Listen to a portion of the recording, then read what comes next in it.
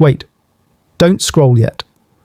What if the problem was never your discipline, your motivation, or your strength?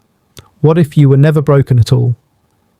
Right now, millions of people wake up exhausted, anxious, and mentally heavy, wondering why life feels harder than it should. But the truth is shocking.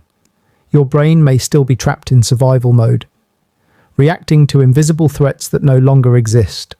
And when your brain believes you're unsafe, happiness, focus, and confidence quietly disappear. Today, you'll uncover the 7 hidden signs controlling your mind and the simple reset that can change everything. Your brain was never designed to make you happy. It was designed to keep you alive. Thousands of years ago, survival mode helped humans escape real danger, racing hearts, sharp focus, instant reactions. Every signal prepared the body to fight or run. But today, the threats have changed. No wild animals, no physical chase, only pressure, expectations, constant comparison, endless notifications, and silent stress. Yet your brain cannot tell the difference between emotional stress and real danger, so it stays alert, tense, guarded. You're not truly living, you're operating on protection mode, unknowingly surviving instead of experiencing life fully. You sleep for hours, yet wake up feeling tired, your body rests. But your mind never truly switches off. That's because survival mode keeps your nervous system permanently on, scanning, predicting, preparing for problems that may never come.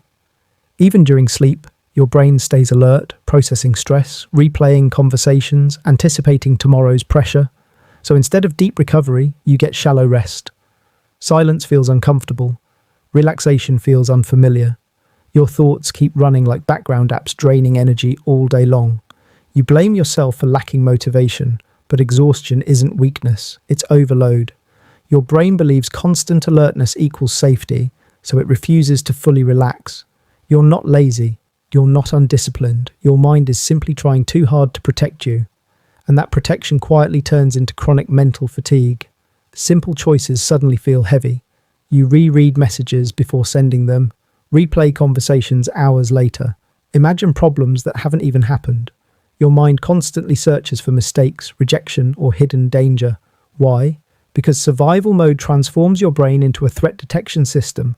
It analyzes every detail, trying to predict pain before it arrives. To your brain, overthinking feels like preparation, like protection. It would rather assume danger and stay alert than relax and be surprised. Over time, calm moments start feeling strange. Peace becomes unfamiliar, and thinking never truly stops. Even when nothing is actually wrong.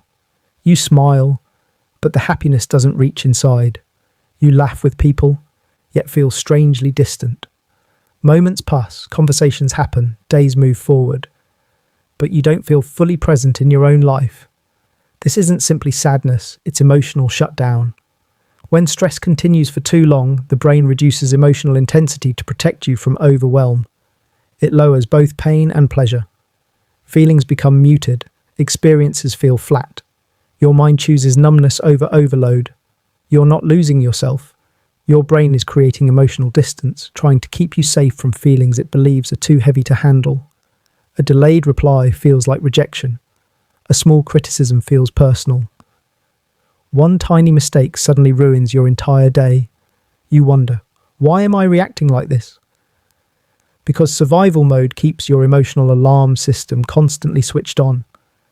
Your brain interprets minor events as potential threats, triggering instant emotional responses before logic has time to step in.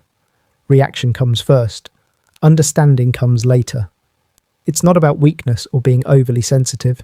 Your nervous system is simply overwhelmed, running at high alert for too long, turning small moments into big emotional reactions without your conscious control. You know what you should do. You want to start. You plan. You promise yourself today will be different.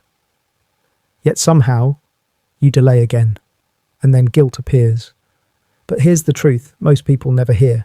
Procrastination isn't laziness, it's self-protection. When your brain is in survival mode, effort feels risky. New tasks mean uncertainty, pressure, or possible failure. So your brain postpones action to reduce stress and keep you emotionally safe. Avoidance becomes a coping strategy, not a character flaw. You're not resisting success. Your brain is simply trying to protect you from perceived danger disguised as responsibility. Scrolling endlessly, watching videos back to back, checking notifications without thinking. You tell yourself you're just relaxing, but silence starts to feel uncomfortable. The moment everything becomes quiet, thoughts grow louder. Unprocessed emotions rise to the surface, so survival mode keeps your mind constantly occupied, feeding you distraction after distraction to avoid emotional discomfort. Busyness becomes protection. Noise replaces awareness. And without realizing it, distraction turns into emotional anesthesia, temporarily numbing stress instead of healing it. You're not addicted to entertainment. Your brain is simply trying to escape feelings it doesn't yet feel safe enough to face. This is the most powerful sign of all. You have dreams, you have ideas, you know the direction you want to go, yet something invisible holds you back. You wait for motivation, confidence, clarity, the perfect moment to finally begin. But survival mode isn't built for progress, it's built for safety. Anything new feels uncertain, and uncertainty feels dangerous to the brain, so it keeps you inside familiar routines, even when they make you unhappy. Staying stuck feels safer than risking change. You're not lacking ambition. Your brain is choosing protection over growth without you even realizing it. Here's the realization that changes everything. Nothing is wrong with you. You were never failing at life. Your brain simply learned how to survive, not how to feel safe afterward. Years of pressure, stress, and emotional overload trained your nervous system to stay alert, guarded, and prepared for danger. But healing doesn't begin by fixing your entire life overnight. It begins by restoring safety inside your mind and body. Because when the nervous system relaxes, clarity returns, energy returns, motivation naturally follows. You don't chase happiness first, you create safety first, and your brain finally allows you to live again. Try this with me right now. Pause for a moment, look around, and gently ground yourself in the present. Notice 3 things you can see, feel 2 things you can touch, listen for 1 sound you can hear. Take a slow, deep breath. Allow a small smile, even if it feels forced. Now say you're feeling out loud, I feel anxious, I feel tired, I feel overwhelmed. When you name an emotion, your brain shifts from automatic reaction to conscious awareness. And awareness interrupts survival mode, calming your nervous system and breaking the mental loop instantly. Remember this deeply. You don't need a completely new life to feel better. You need a calmer brain. Most people spend years trying to change everything around them, their job, their habits, their relationships, believing happiness exists somewhere outside. But real change begins inside your nervous system. Healing is rarely loud or dramatic. It happens through small moments of awareness repeated every day. A pause, a breath, a gentle reset. The strongest minds are not the ones who never feel anxiety, fear, or sadness. They are the ones who know how to return to balance after being overwhelmed.